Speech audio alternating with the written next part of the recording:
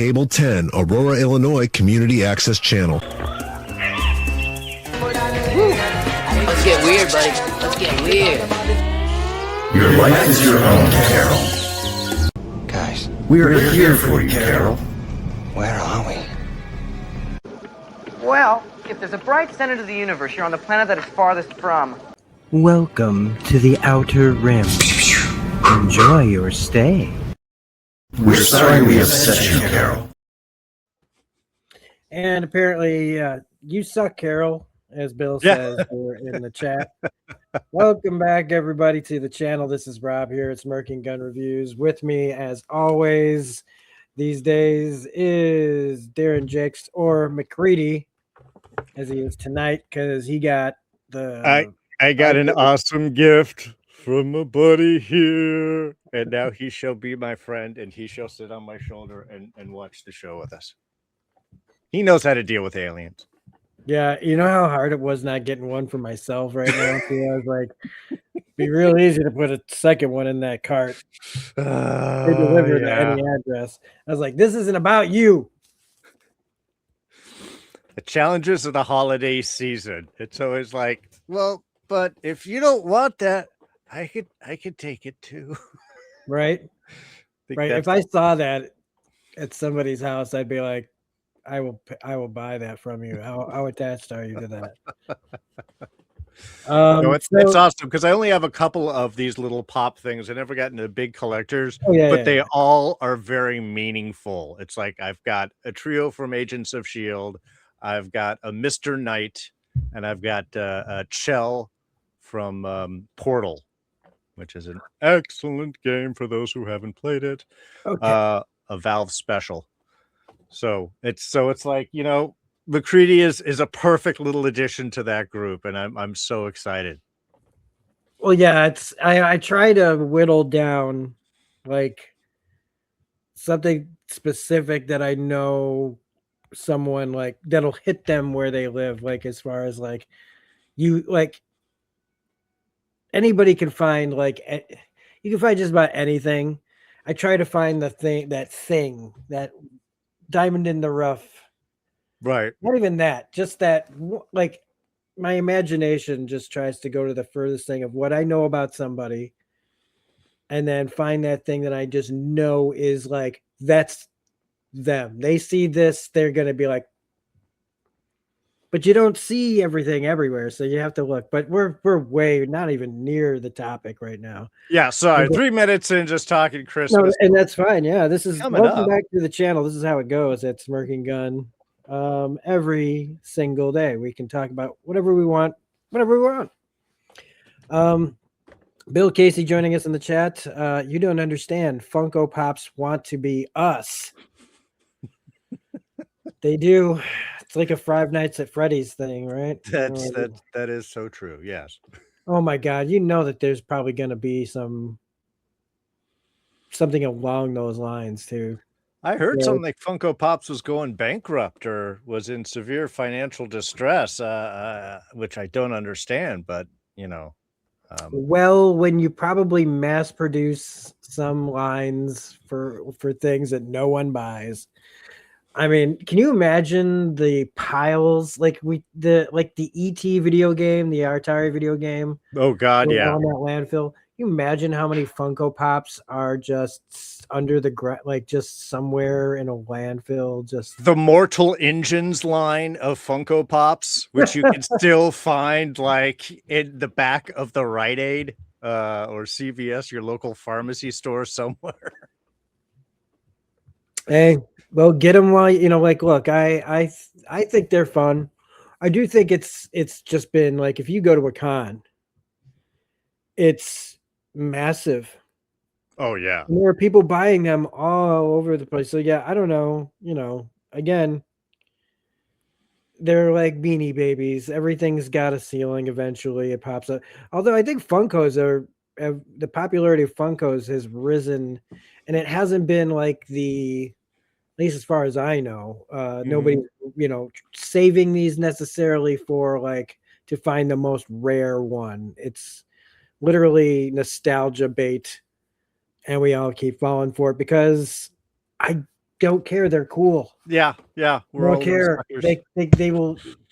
I'm looking at a baby Yoda right now over there, and I'm like, that fucker's cool. Yeah. And Woodrow, by the way, thank you so much. Always appreciate the Stargate when Dee's in the room. Thank you. I love him. I love him so much. I've got to do a little redirect, so there might be some little cleaning up or changes in the background coming soon. I think I need to shift things up a bit. It won't show well. Oh, green screen. Blah. This is I just got a data. Oh, nice. From the Goonies. See, that's stuff like that is just like carrying around a little bit of nostalgia. Yeah, he's my favorite Goonie. Yeah. He's got the slickery shoes. Oh. He was always my favorite Goonie. Data was. I liked the thinking, the ideas, the person who was like beyond the others to me. Anyway. 6 minutes in. Hi, guess what show we're talking about? That's right. Yeah, we're having fun. The Funko Pops movie starring Chris Pratt and Jason Momoa is inevitable. Oh wow. Or The Rock. Yeah. He's like all just it would be really easy to Funko Pop The Rock. So yeah, we're talking Pluribus eventually here. And we're not just talking Pluribus eventually. We're talking about the penultimate episode of season 1, episode 8. It's called Charm Offensive. Full spoilers for this episode if you have not seen it, and every of the other previous episodes as well. And any other thing that we talk about, if we talk about some other show or movie, I will try to throw spoilers at you. I want to thank everybody that's been watching. And to remind everybody, if you're not a subscriber, please become a subscriber like every other YouTuber asks you ever. Bell, notifications, blah, blah, blah, blah, blah, blah, blah, blah. So enjoy the content as we break down this episode. It was really good. It was really good. And really, again, what I love is that I have to sit there and think about it. I have to sit there and go, this is you're thinking while you're watching the show. You're trying to get into heads, in this show. And that's just, I love silently I'm watching the show, but I feel like a participant in the show because it's not about a mystery or anything, just trying to really get inside characters that don't really, that are all trying to kind of keep the cards close to the vest. Mm-hmm. And this episode's no different. And again, 3 actors, pretty much, right? 3 actors, and they convey this is like a Twilight Zone. Oh, they can totally. Do things where they'll suddenly bust out, and there's some people around, but they're all NPCs. They are just background. They are drones. And in this episode, we see that, like how they can just come to life, and do a thing and just switch on. And it is, but just such a bare bones production as far as conveying everything that you need to know. We're talking about end of the world stakes, saving the world stakes, and it's just between a couple of people. Even though one of those couple of people is every other person in the entire world. Now, I was sitting there, and before we get into this, I want to talk about a topic here. Okay. Screw it. It was something. I was talking to somebody about watching this show, and I don't know. I started riffing and thinking about something, right? Sure. Yeah. So, and maybe we've touched on this idea. But there's babies.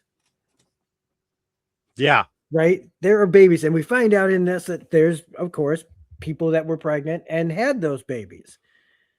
And all of those babies are part of the hive mind.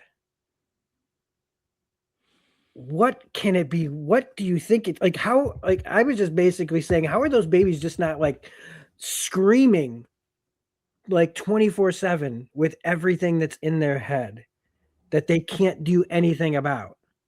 Or do they have the collective knowledge of everyone where they would develop language early? Well, I mean, in a way, you're putting an assumption there that it would know the difference. Because this is reality to it. This is what it's born into, is this world of like being born into a stadium of sorts, it's so it may be an adjustment at first, but you've got to figure, even when that's been in the womb these past, month or whatever the final of its development, that all has to be happening. So what's to me kind of interesting that they touch on, and it could have been part of their ruse, but I also feel there's a certain level of truth to it, is when you know everything, the one thing that you may crave more is something new. They want her to write because they need a new experience. But I think that there's also some act when asking, like, how are you feeling? How is this doing? Is there's no new input.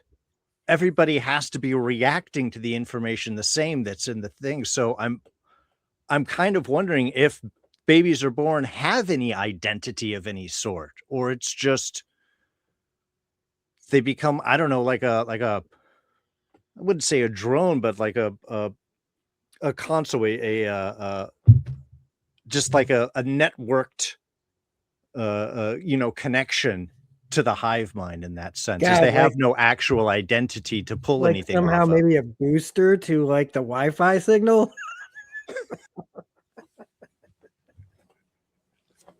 Yeah, but I mean, just like just the terminal of a network, it's just this. Yeah, do babies even get a name?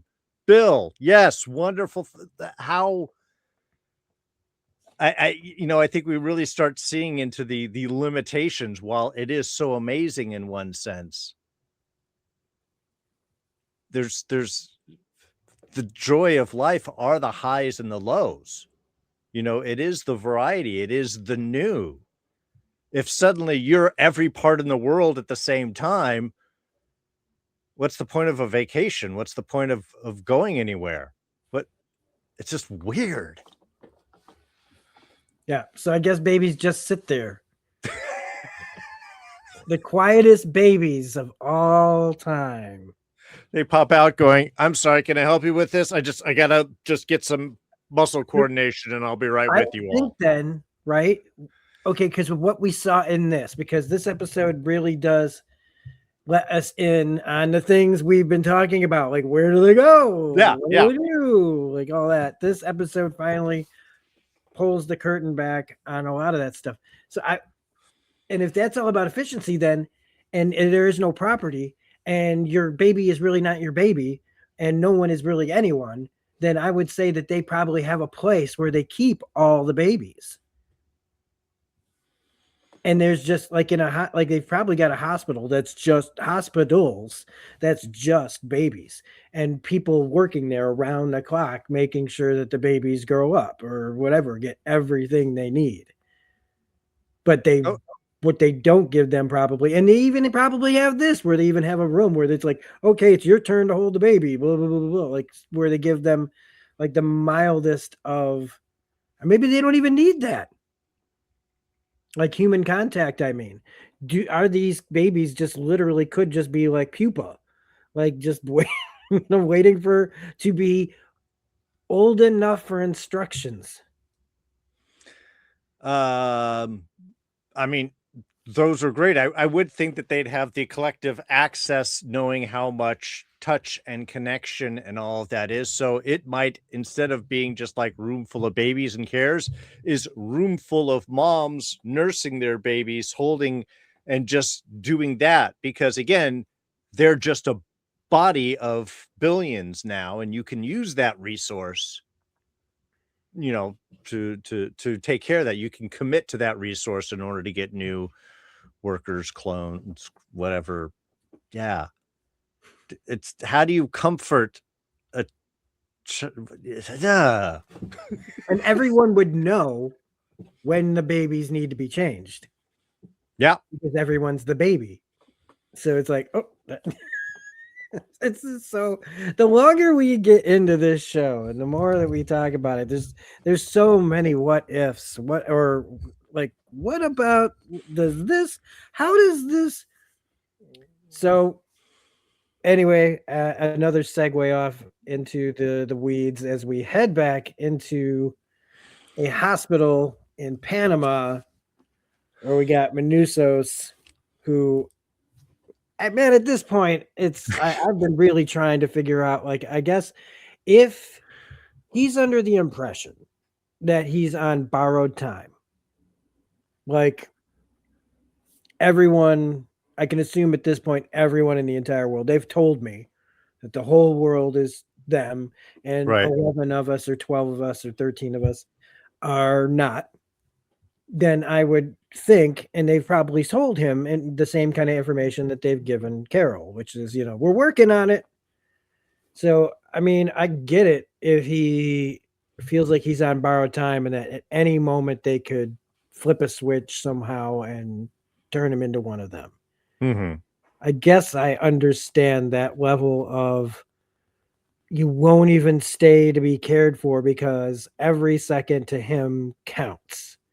The longer it takes for me to get there, which I do appreciate. This, I tried thinking about I was thinking of it negatively for half a second about how long this is taking for the meeting of these people to meet. But I appreciate really in the long run the fact that it would take this long. Yeah. The show is not cutting corners. It is not fast traveling from the wall to somewhere south in Westeros, like in Game of Thrones. No, I'm actually, I love how this show has been paced. I mean, the past few episodes we talk up and we're just like, not a lot happens here. I mean, a lot does, but not a lot. They really spend time. But I think that's definitely one of the hallmarks for this show is because we get so many of those moments, and that slow pacing does, like you say, we are living with these characters. We get to experience these moments with them, I think, in so much more of a connective way than we do with so many other shows that are trying to squeeze so much story and stuff happening. They don't have the depth of the world fleshed out to the point where they can really let us sit in that. And I love how that they have, you're right, taken their time to get this meeting that, we were expecting last episode and definitely was going to be this episode and may not be until halfway through next episode or the finale, the very end of it, or, I don't know when they're going to have that happen. But what they have done in between those expectations that I've had has been so worth it. Has been so great to see, like you said, with a couple of actors for 90% of the show, and I can't take my eyes off of it. And I get to feel every moment that Carol is going through and the realizations, and I swear to God, I can see her thoughts on screen. And I'm just like, oh, I'm thinking this. And then she does that. And I'm like, oh my God, I saw her think this. We spent the time to do that. And yeah, I love that's what I was getting every at. week. That's what I was getting at earlier was like, we're in the like we really are in the getting into the minds of these characters. And when you're sitting there, you're trying to be there. And then it's just the show is writing exactly what it would be like for the situation. Mm-hmm. For most regular people that would be in this situation anyway. Yeah. Well, and it's interesting that because I don't see Manusos's motivation as like a time crunch, like I have this information and I'm going. To me, it's almost the opposite.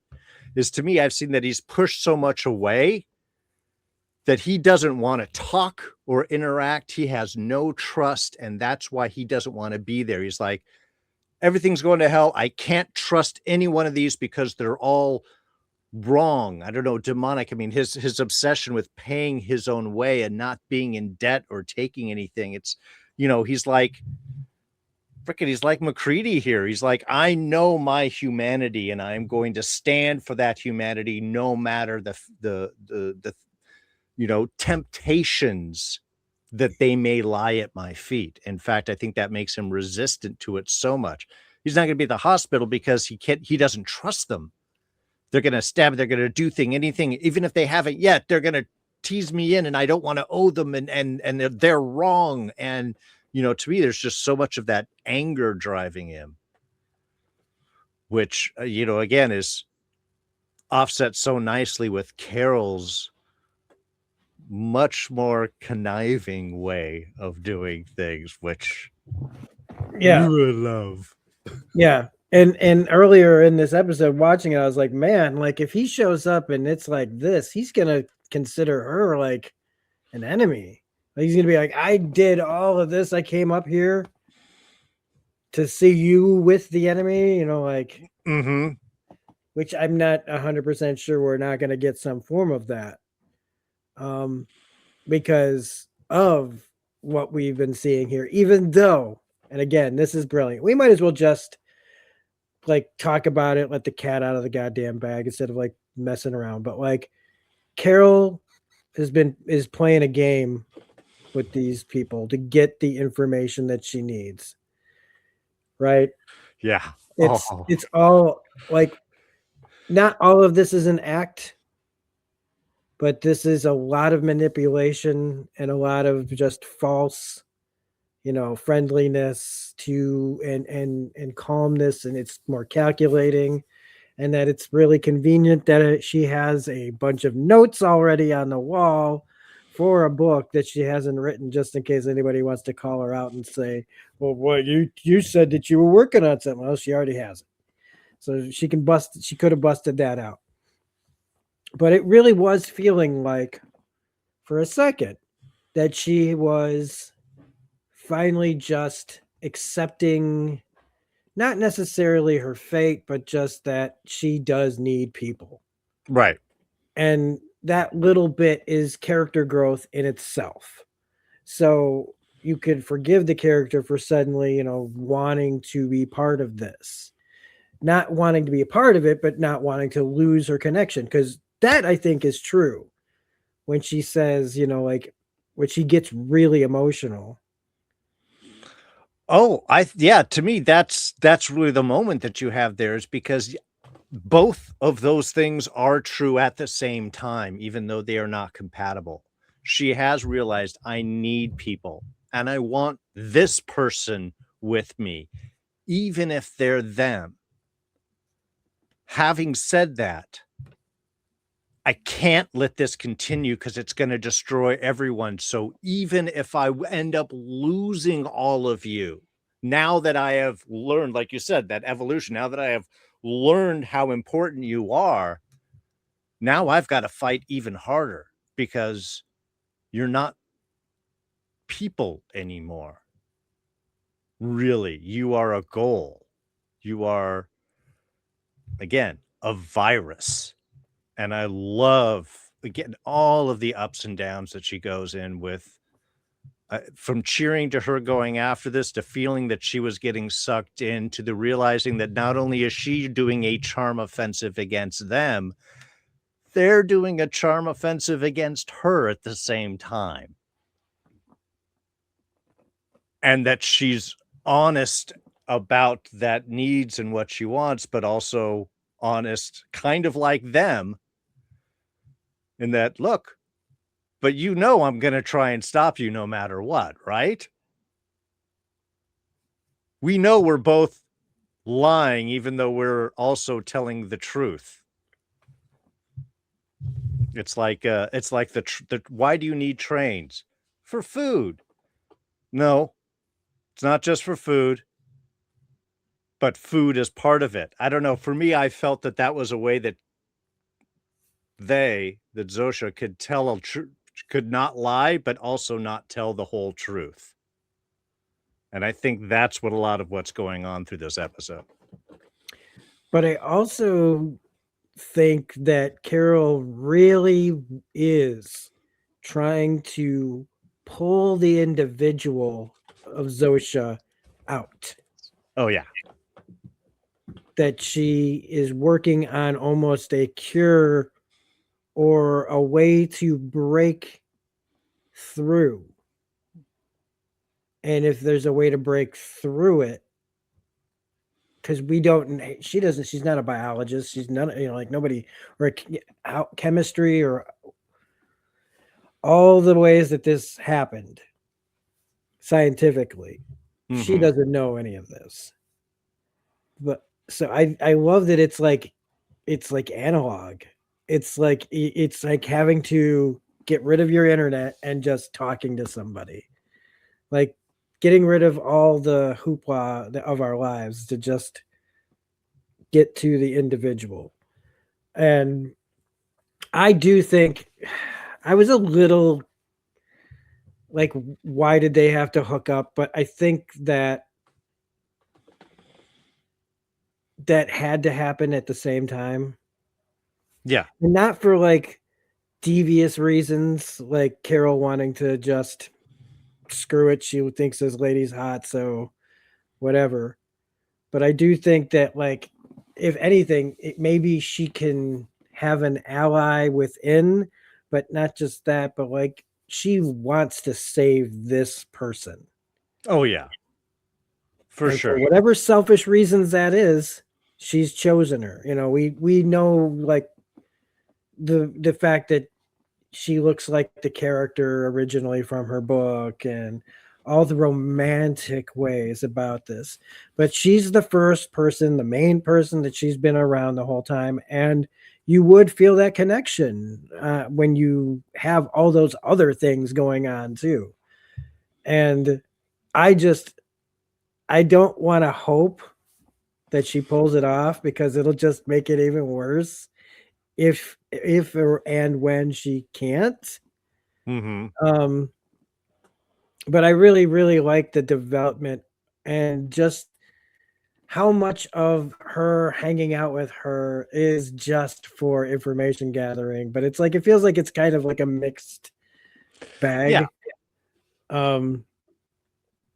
Well, yeah, that's why I feel really it's so much of this is two things can both be true at the same time. We have our overt actions and our, subtle needs, but neither one of them is wrong. She does need to be around people. She does like this person. And I love, like you said, her desire to try and pull out an individual. I want to talk to the person there. Can I even get you to use the right pronouns? My God, you have the whole world's encyclopedia and you can't, and your own pronouns mess you up. It's a great way of using her caustic nature to really try and connect. And, ultimately, Carol's a writer, and that is all about character. Yeah. She's a storyteller. A storyteller, exactly. And that's all about getting in that character and figuring things out and diving in and asking questions and searching and diving and asking for more. And I love how how they're doing that. And yeah, the fact that she has the little notes for her next book, it's a perfect cover. And I love that when she starts diving back in and filling out the questions, and then also, like we said, that moment of thinking where she's realizing, I need a cover story, that I'm writing more.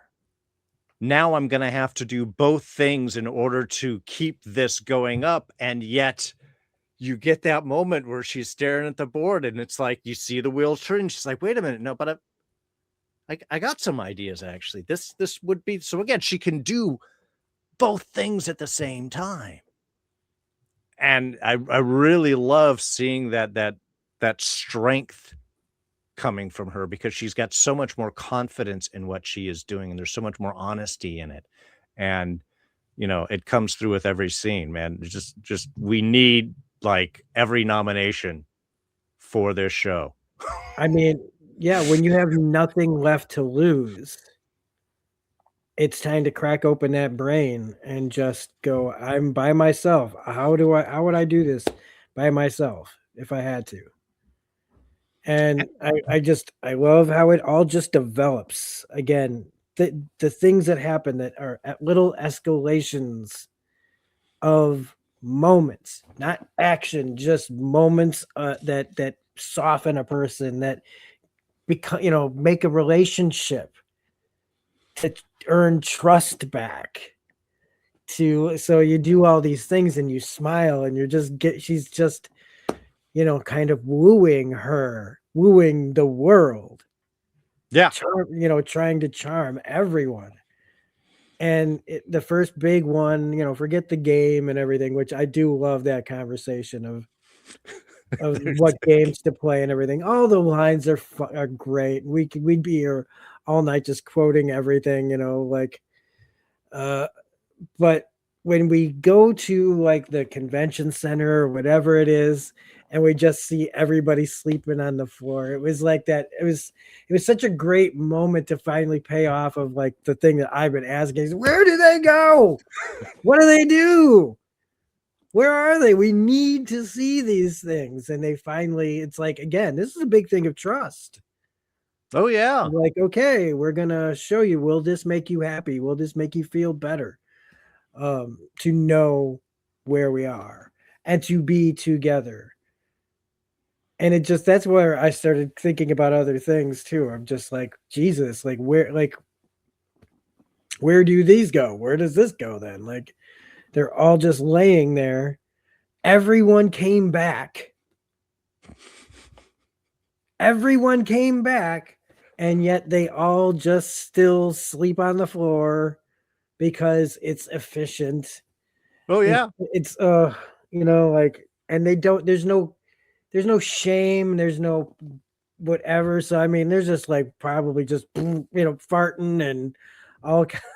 Well, you saw the one guy taking off his clothes, putting it in the big like laundry bin and so on. It's all kind of communal because it is in that sense more efficient. Yeah. And I mean, I don't know why I'm laughing at it, because the idea of people being that close is a great thing, but they're not people anymore. That's not why they're doing it. They're not there because this is honestly the best thing. And we all love each other. We want to be in the same room. And no, it's just another weird, creepy thing that just. Sure. But no property.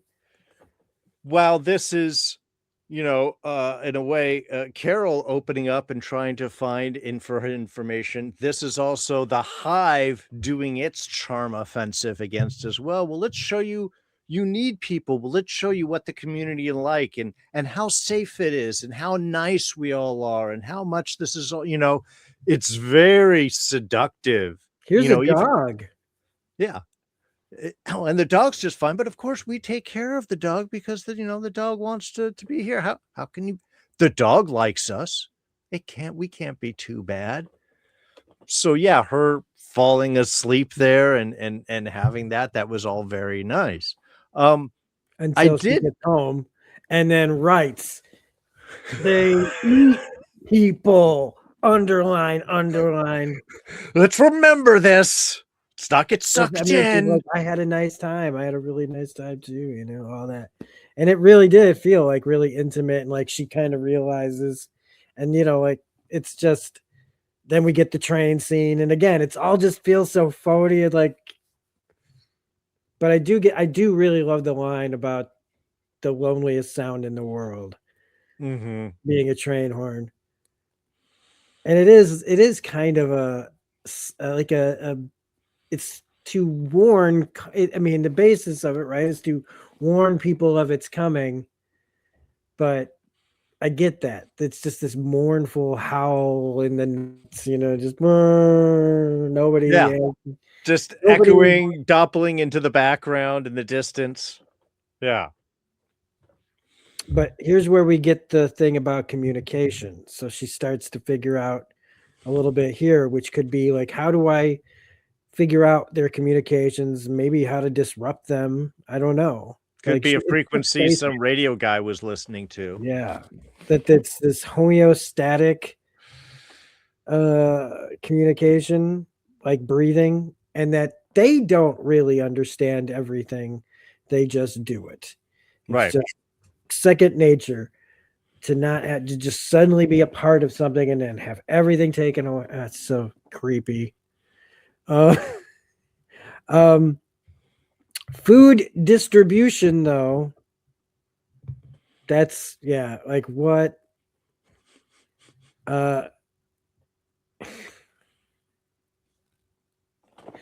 So also we get the massage scene, Right. which I thought was just funny. Oh yeah. And again, insightful. Okay, so again, you're an individual terminal with your feelings, but your software is networked. Okay, so it's an interesting distinction. And you're giving yourself a massage that feels really good. So you yourself are giving a massage to yourself while giving one to me. And it just feels really good, apparently. But again, these are the little cracks of like just trying little by little to make the we into an I. Mm-hmm. That telescope they were using. Love that scene. What the fuck? That telescope could see that far. Or was it the place that they were in that magnifies it? No. I mean, it's just a large, I mean, what was that? A 10, 12 inch telescope. I think, yeah, I mean, you're out in the desert, so you're typically going to have a lot less light pollution. I love the way that they were able to just turn off the city. Oh, there's some light pollution from the city. Let's see if we can take care of it. But I don't know what the luminosity for Kepler 22b is. So I don't know if that is the star that you can see. I don't think she could see the planet. She was looking for the star itself. So, yeah, but at that distance, I mean, you could probably do that out in the desert with a good size scope like that. Wild. Yeah. I haven't used a telescope in a long time, so I don't even know like any advancements in the technology for people like us to be able to just walk up to a telescope and go, oh, look, a galaxy far, far away. You know. Oh, there's amazing scopes now, and you have incredible stuff. There's a amateur, well, I mean, he's kind of pro now, named Andrew McCarthy, that puts up a lot of space stuff and things that he shoots, and you can get incredible stuff and incredible distances with, you know, personally available telescopes at this point, which is just kind of astounding, you know. Cool. I'm really trying hard not to make an Andrew McCarthy Weekend at Bernie's joke right now. I don't think it's that one, but I also thought the same thing when I ran across his postings. But we get it, right? We get the moment here, though. We have to share it. There it is. We finally get our motive that we've known, but you have to have, look, it's like an investigation. You have to have proof. You can't just go in half-cocked and start accusing everybody of making giant space satellites to spread the message of some alien race from 600 light years away. You have to have the proof of it before you. And it's such an innocent motivation. I love how it was just dropped out. We don't know them, but we love them. And we're going to continue the work because we want to share this gift too. Huh? Do they even know that Kepler 22b is the first origin of it? No, that's what's cool. And that's what I mean is like, oh, we're just doing it for them, when it's like this thing could be ping-ponging or pinballing all across the universe. It's an interesting way to challenge the Fermi paradox, which for any science nerds, this is the Fermi paradox is the question if there's this big Drake equation which says how many stars there are, how many stars that are likely to have a planet, and that planet is likely to be in a habitable system, and that's likely to develop life, and that's likely to develop intelligent life, and go on and basically break down that says, you know, in a galaxy this size, even with small estimates for all of this, it's like billions of potential civilizations, or millions at the very least of potential civilizations. So the Fermi paradox thus questions like, if there's so many people out there, why haven't we heard from any of them? And this is an interesting answer, is like, well, because the minute they get to the point where they might start broadcasting and doing stuff, they pick up this galaxy-wide virus that wipes out their civilization and just gets them to repeat the signal to the next sucker civilization that points its radio towers out. So, yeah. Again, I love the little bits that they do with this, and how you're right. Like an investigation, you may have your theories, but you got to wait until that evidence drops and you know what's going on. Exactly.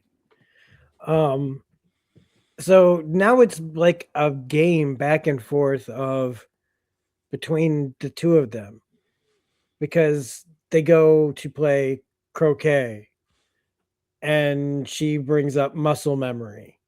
Mm-hmm.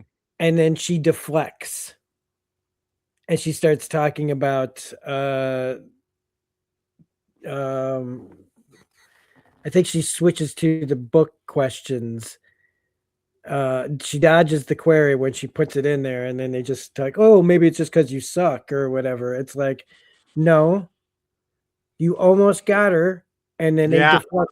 They because there was something there. She's like, no, your body is still your body. So that means there's something in there that made you be able to do that. And you might not be a croquet player, but you're something, you're athletic or something. Right. Try to make that person think. And then they get into the whole book thing. And their heavy manipulation of, we're going to have a whole area of this town come alive. We're going to rebuild a diner from when you were younger and be just starting out writing from the literal ground up in the place that it was at after it burned down years ago. And pull the waitress that used to serve you from Miami to New Mexico. So freaking devious. Oh my God. It's so like, because it's all a distraction, as she brings up. They're trying to distract me. I like you. I like a lot about you. But this whole thing, like she says, it's unsustainable. And that she goes that on whole then, though, to write the whole first chapter of her book after getting super upset and being real, and like, just because after all that information, she might not be giving away the game of what she's doing, but that's just too much information to not fucking finally say something, because you're still you. Right. You told them you're not giving up. So you still have to be you. And this was like a perfect moment of like, okay. And yet she still, sleeps with her at the end of the day. Like, she kisses her, and that's the manipulation. And then it's just kind of like, well, fuck it. Like, well, yeah, Zosha kisses her first. Yes. And, to me, that solves at least the consent question. Yes, of because like, how do you do that? Consent from everyone in the I have to keep harping that whole thing. You just did the entire world. Sure. You can imagine the techniques. It's per view without the pay part. It's like per view. Anybody that wanted to tune in the world got a chance to, or they could probably have the memory of it. Well, yeah. I mean, they could have accessed Helen's memories at any point for that. That is just so goddamn weird. No, it's the layers. I got to stop thinking about all the, oh my God. Yeah. No, I mean, again, there are so many of those great moments from, again, being in the restaurant where, yeah, she's suckered in this thing until she realized, wait a minute, this burned down. So you built it up. And then bringing back the waitress, it's like that whole moment of realization, like you can do all of these things to, again, manipulate. You've created a real life holodeck program to sucker me in with all of my juiciest memories.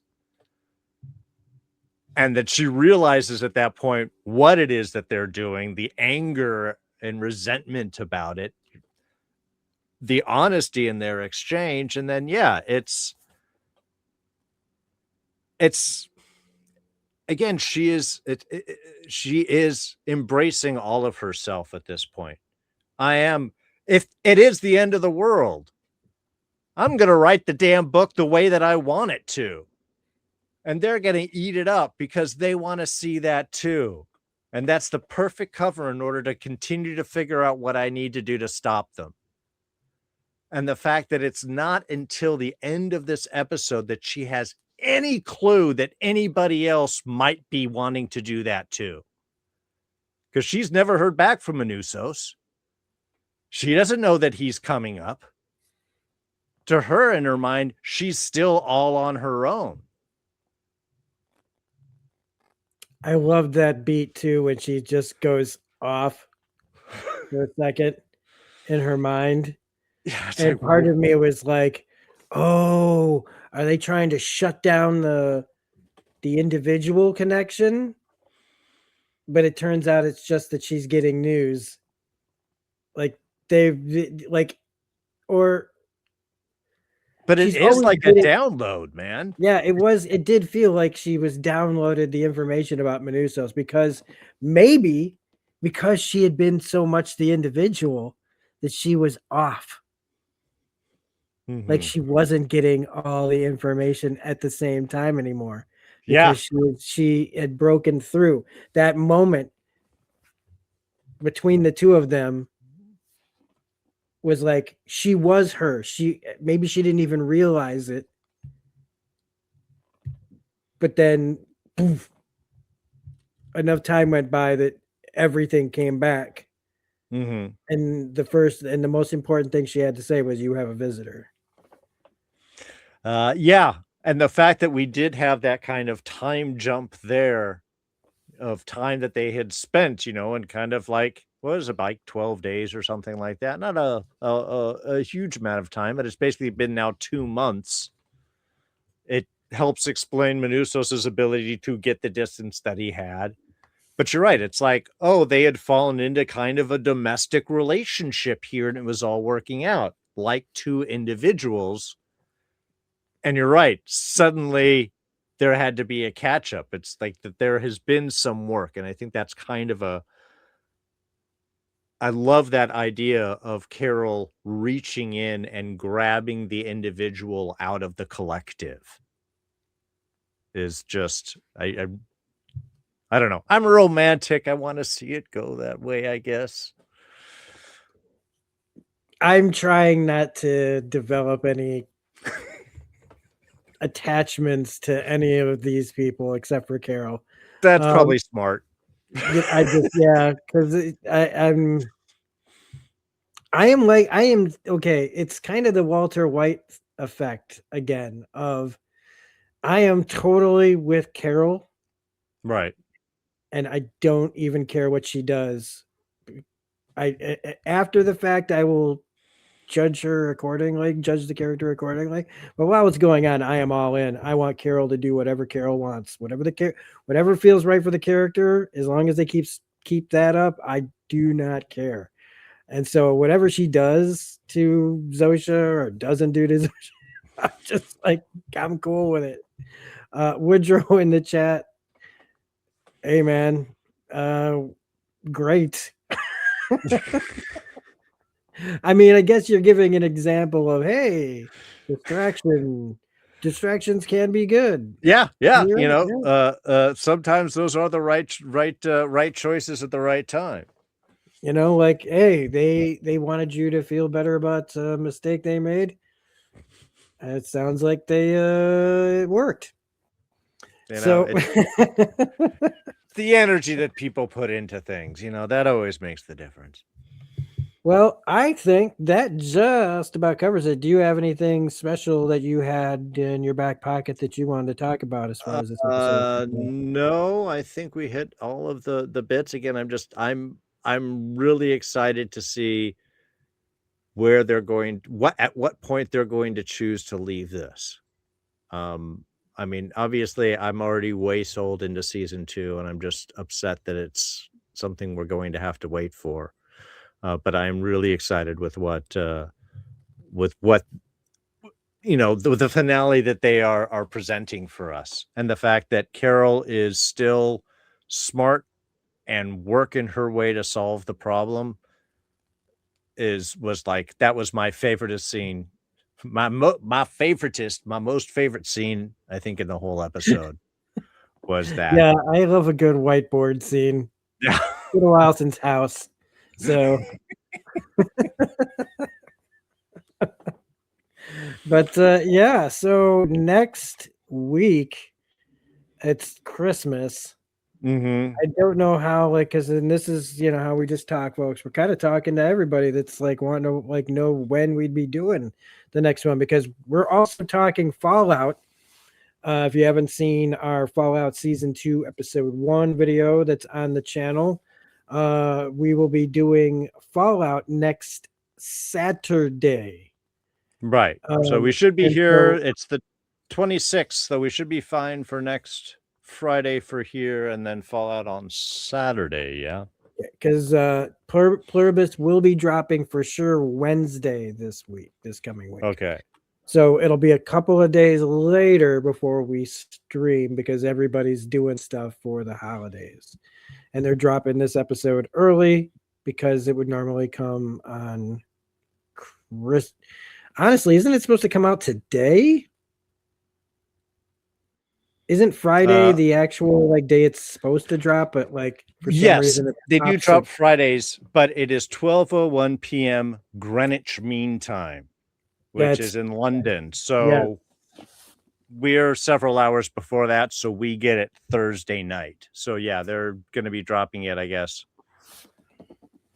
I don't know. I guess if they do it super soon, we might, depending on how it is, just, this is why you hit the notifications bell. So when we decide suddenly this is so good, we got to talk about it now, you will be notified if we do this any quicker than normal. Yep. So next Friday, the finale of Pluribus Season 1, Fallout Season 2, Episode 2 review the next day on Saturday. Otherwise, catch me doing game streams when I can, when I'm not completely drained from work these days, and finding time to do these videos with my buds. Darren, you're doing Night of the Seven Kingdoms next month with Mark from Enchantment of Eternity. That's right. That's right. We have the 10th episode of that dropping on Monday over on the Outer Rim. So go check out that video where we talk about Star Trek philosophy and how they do things in the Federation, and what it would look like if we tried to do that kind of stuff here in America. What would we need to do to, get a little more like the Utopian Federation, blah, blah, blah, blah, blah. So it was a fun conversation. So go check that out on Monday. Otherwise, I don't know. You got anything else? Nope. Just good night. Good luck. And as always, watch out for those Nazis. Or rad scorpions, the big ones. They get really rad big. Scorpions are always, they're the ones you definitely got to look out for. And they use a lot of ammo. So make sure you're all right with ammo. All right.